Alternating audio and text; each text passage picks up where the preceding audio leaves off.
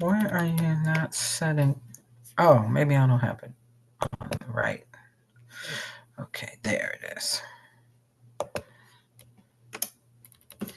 Hold on a second. We're going to have that feedback for a moment.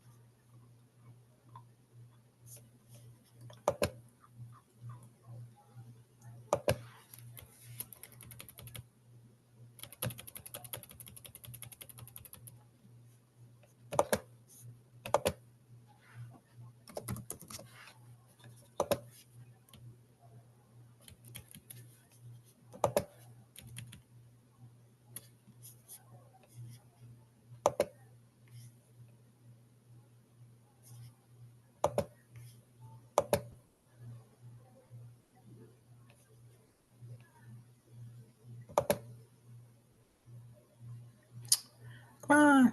Thank you.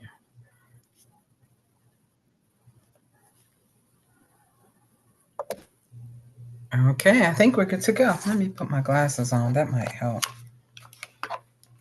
Okay. And I got your email saying you wanted to look at some of the outcomes from your Yeah, the ones I haven't achieved yet. okay. You want to You want me to- up on the screen? Yeah, yeah, sure. Okay. How are you doing today? I'm pretty good. How about you? I'm good. I'm good.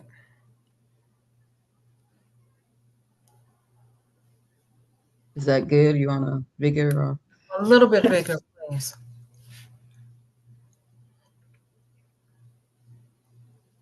Okay. that's good. Yes. So the ones in red, it's like I think it's like seven of them that I'm not really sure about how to respond or, you know, the scenarios, or what to do with those. Okay. Demonstrate intercultural and interreligious humility when providing spiritual care. Yes. And what you have, oh, that's number 8. That's a different one. So you have, Yeah. okay. So talk to me about what you understand that one to be asking for. Um, I'm not sure. I mean, is it intercultural? I guess it's talking about different cultures and different religious backgrounds and being sensitive to that, or I'm not Mm-hmm. Yep. sure. Yeah. Okay. So I don't know if I've had any situations with that. But that, Right. Maybe not yet. Um,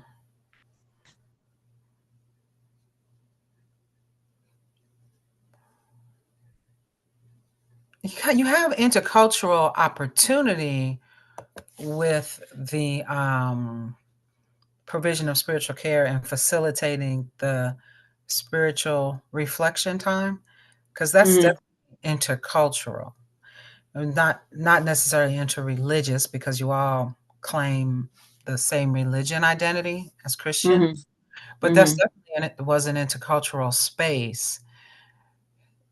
And so you could reflect on, were there any points in that where you demonstrated some humility? Um,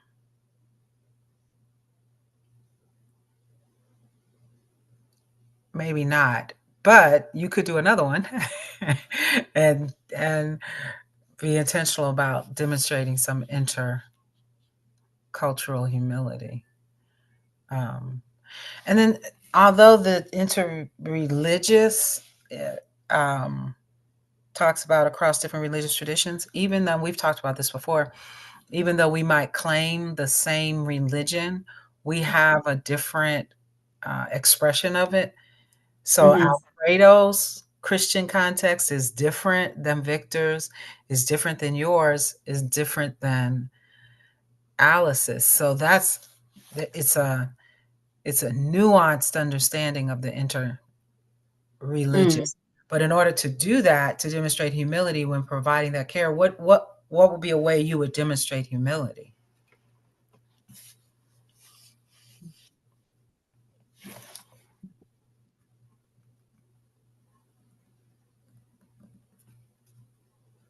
I don't know. I don't have an example to pop to my head. I don't know. Um, Oh, well, but an example of you don't have an example of demonstrating humility? not well. Uh, okay.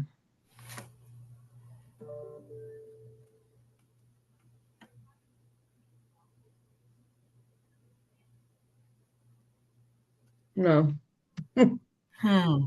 I don't When know. when you think of demonstrating humility, what comes to mind? Let's see. I guess the main thing that I think of is like when I'm talking with people who don't have don't go to church or anything like that. Mm-hmm. Um, I don't try to shove my religion down their throat. Okay, there you go. That's one way. Yes, I agree. That's Yeah. very that's good humility to not shove your religion down their face. Hmm.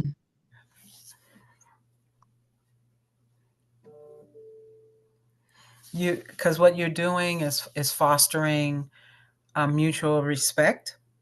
Uh, you how would you foster understanding and or create understanding and collaboration across cultural boundaries? Hmm.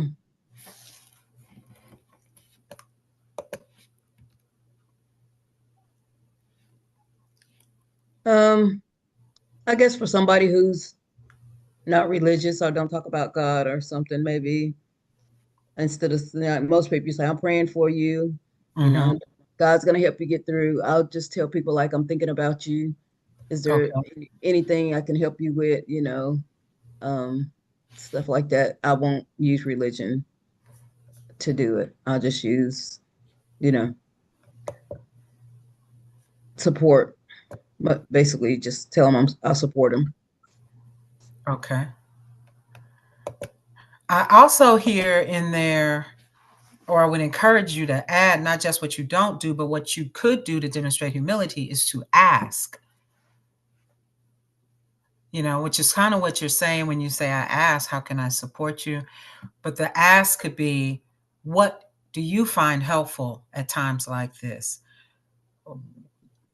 Right? So it's also demonstrating a genuine interest in their culture, a genuine interest in their religion and what is helpful for them. So as a spiritual care provider, we demonstrate humility in all the ways you just said. And I would add that we ask what's helpful, Okay. find what brings you comfort at a time like this, etc. Okay. Yeah. Is that clear? Yeah. Good. So you can offer another reflection that allows you an opportunity to really demonstrate spiritual care, humility, but you may also have something else that comes up because the time unit isn't over yet. And Right. then, like I said, remember you can nuance that into religious piece, even though we all might be the same religion. We have different manifestations of that within ourselves, different beliefs, different understandings. Good. Okay. Okay. I'll go to the next one. Okay.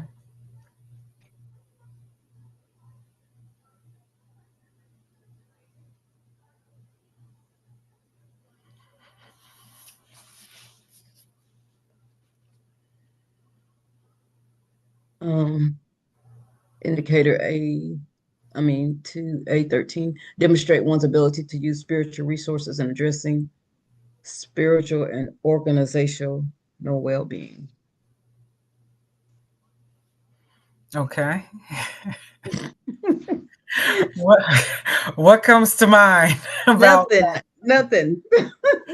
okay, where do you get stuck? What What's gets organizational well-being? What's that? uh like your church conference at a Oh, conference level, at an organizational level, in the context of the community, it could be a community center. in the context of the hospital, it could be employees working in that system. Mhm. So at the organizational level, and you have done stuff at conference level at your church, which is considered the organizational level. Okay. Now, what's the first part of it? So you got what organizational level is. Now, when you put that with it, Mm, you bring different spiritual resources if you were preparing to offer spiritual care at the conference level than you would bring if you were offering spiritual care to a colleague, not even a colleague, to someone you met that knows you from Walmart. Can you see how you would draw on different resources? yeah. And name some spiritual resources. That might be helpful too. What are some spiritual resources that you use? Because this is one of the things you identified as a growing area. I guess I get stuck because I'm overthinking, maybe, or I believe you.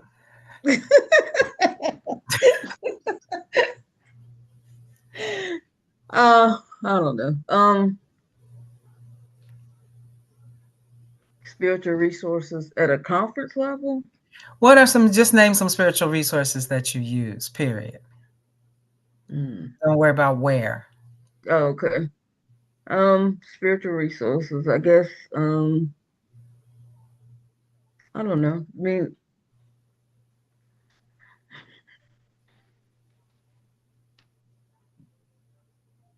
I guess all the resources I use within my, I guess, context is just like scripture, prayer. Um, I don't know. Okay. So let's just take prayer. By the way, you do want to expand your spiritual resources, and that's what the opportunity of intercultural and interreligious humility affords you when you ask. So you may ask a person and you may discover that they are identified as Buddhists, and a Mm-hmm. primary spiritual resource for them is meditation. And they may say, can we do a guided meditation together? And Oh. you would say, yes. And do you have a resource or would you like me to come up with one? And they'll say, well, let's just get one off of YouTube and we'll do it together. So that's a whole spiritual resource that's out of your cultural context and out of your religious context. So if you take one of the ones you just listed, scripture or prayer, let's take prayer. If you were called upon to pray at your local church, you pray a certain way that's different than if you're called on to pray at the opening of conference. Mm-hmm. Then it's different if you're called on to pray before we eat a meal at a luncheon. So you hear how it's different? Mm-hmm. Okay, so at least you get, hey, organizational level, it's going to be different than if I'm sitting with friends at a restaurant, we're getting ready to eat. So, what resources might I draw on to inform the prayer I would use at an organizational level versus the prayer I might use with friends at lunch? Now, for the prayer for friends at lunch, I may just draw on the tradition I was brought up in. Let the Lord bless the food, let it nourish and strengthen my body, right? It was my father used to always say. I'm drawing on Mm-hmm. that cultural context. For the organizational level, I may pick up the newspaper. I may make myself aware of what's happening in the world that we in our organization are called to respond to. I may think about what's going on in the organization. Maybe the organization is about to take a vote on ordaining women, or it's thinking about rejecting the LGBT community, or whatever. And I would get myself informed about those things. I may look to scripture for some guidance. I may look to the words of the leader of the organization. I may look to the organizational theme or its goals or values. So I might look to a variety of spiritual resources, guiding resources, moral resources, value resources to form that prayer at the organizational level. Whereas with a couple of friends, we're about to have dinner, good bread, good meat, good gracious, let's eat. right? It's totally different. Yeah. Does It's, that help? yeah, cause so like if I'm at conference and they ask me to pray and it's usually something always happens when we're at conference, something like, but anyway, let's just say what happened in Texas happened while we were at conference and Right. then I would pray for that situation. Is that That's right. But okay? from a conference level, how, Right. right. And therefore, you would be addressing an issue of spiritual well being at that level, which we would call organizational. Yeah. Okay. There, we are impacted by what happened, and we're called to respond to what happened, and however else you'd be led. Right. Hmm. Okay. And so, because I noticed that the bishop was praying a lot for the immigrants and stuff like that because of the situation going on. So, In the world. That's right. That's right. okay. And the bishop may have drawn on some understanding of the doctrine of the tradition and where we are, or the values or the goals or the vision statement or whatever might be the guiding principles of the organization to offer Hmm. that prayer. It just isn't just the bishop's thoughts about immigration. No, because yeah, they got all these. They voted on a lot of things to change the language to be inclusive. There you go. So, okay. Yep. Okay. Excellent example. Oh, I still got to email you guys those resources I put together. Okay. All right. Let's tackle the next one. Demonstrate how one's interventions address and assess spiritual needs and strengths. This is another growing area for you. Hmm. What's your question on it? Or what's your understanding of it? And let me build on it.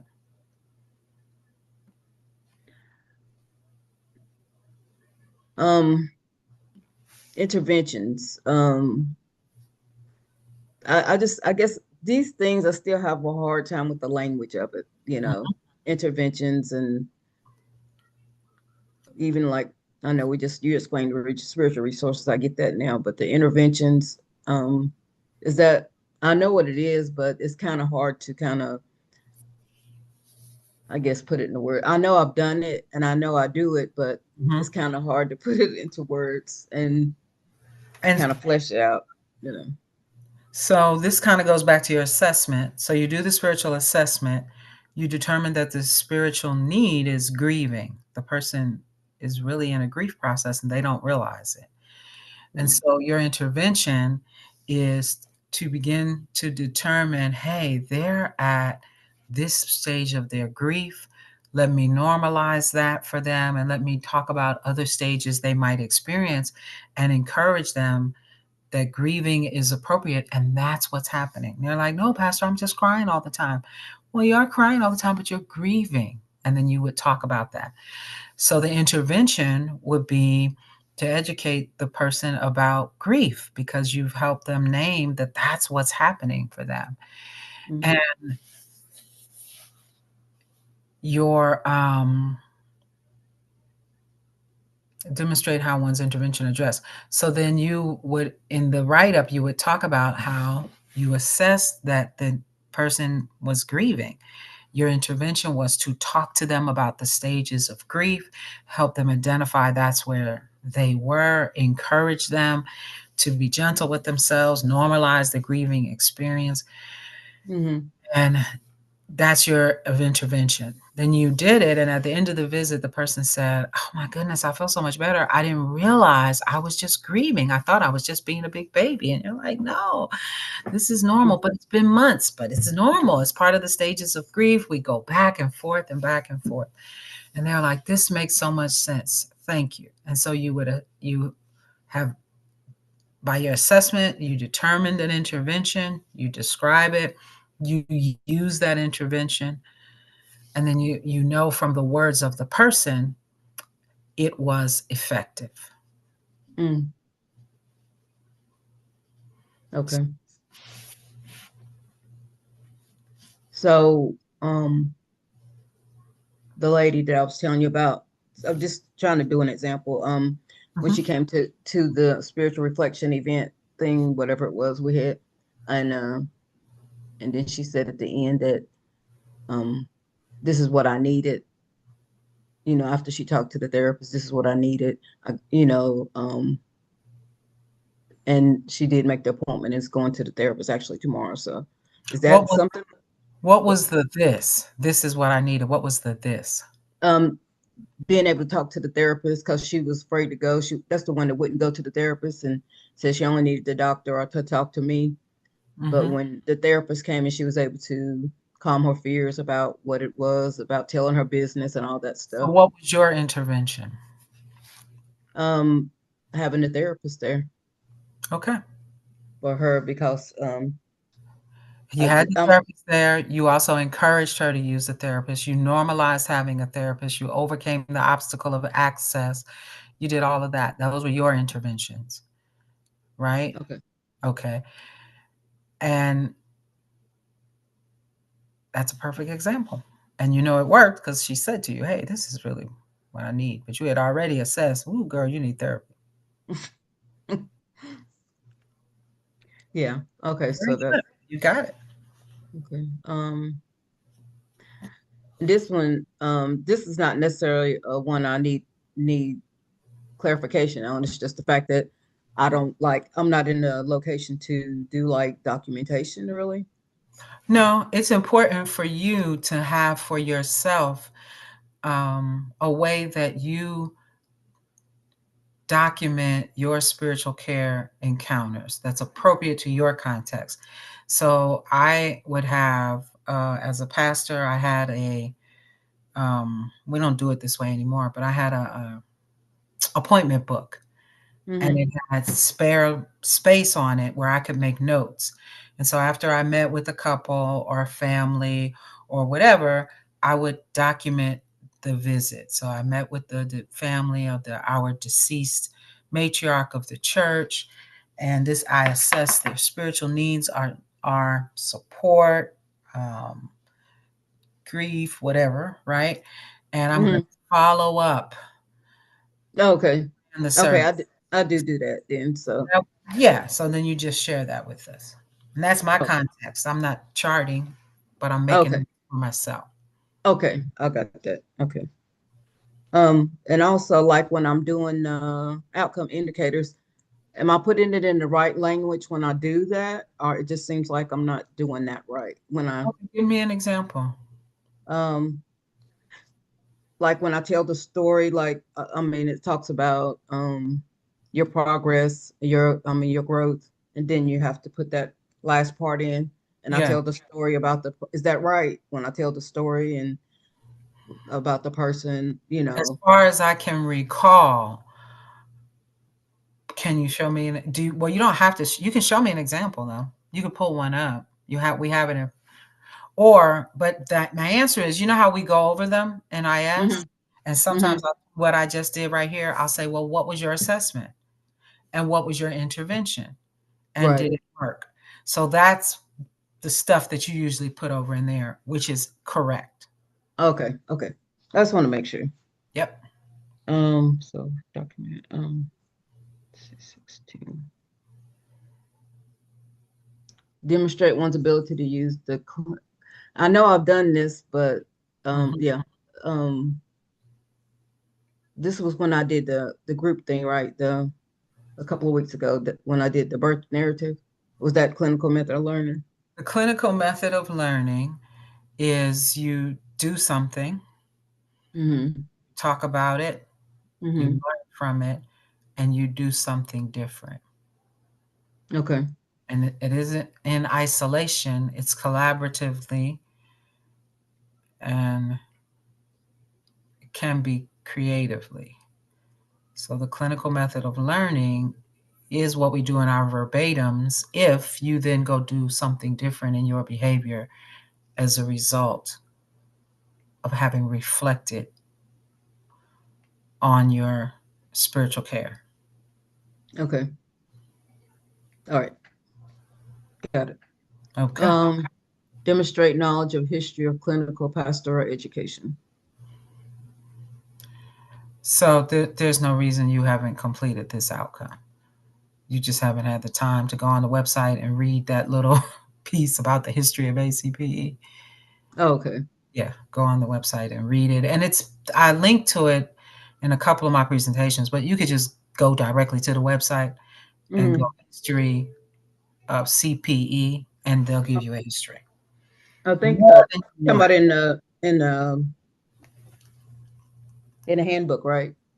It's in the handbook. It's also on the ACPE website. But yes, it's also in the handbook. You're right. Okay. I think yeah. Okay. I probably already did it. Yeah. Okay. Demonstrate knowledge of ethical principles, theories used in spiritual care content text. Oh yeah. If you're reading that book, oh yeah. Oh, you're on track. You got it. Okay. Okay. All right. I think that might. Oh no, one more. Demonstrate one's ability to assess and understand the main points of a research article and any major limitations. Yeah, limitations.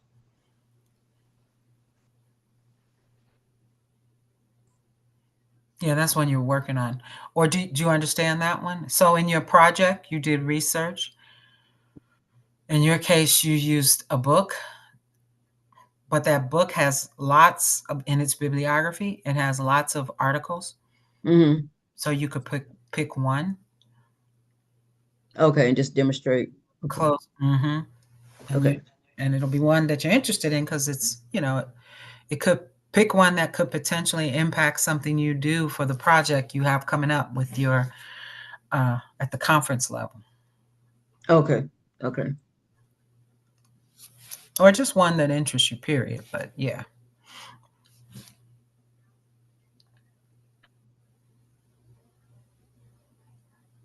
Okay. you I don't have think to that. change these. What you have, you don't have to change it in preparation for tomorrow. It's fine, just as you have it.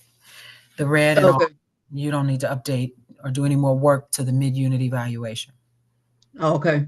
Just leave it as it is. Okay. hmm And then when you get to the final, you'll have addressed all of these. Oh, okay. Okay. Sounds good. Okay. Well, I appreciate it. That was the last one? Yeah, because it's only 23, I think. I think Yes, 22. So 23. Okay, excellent. Very good. I appreciate it. You're welcome.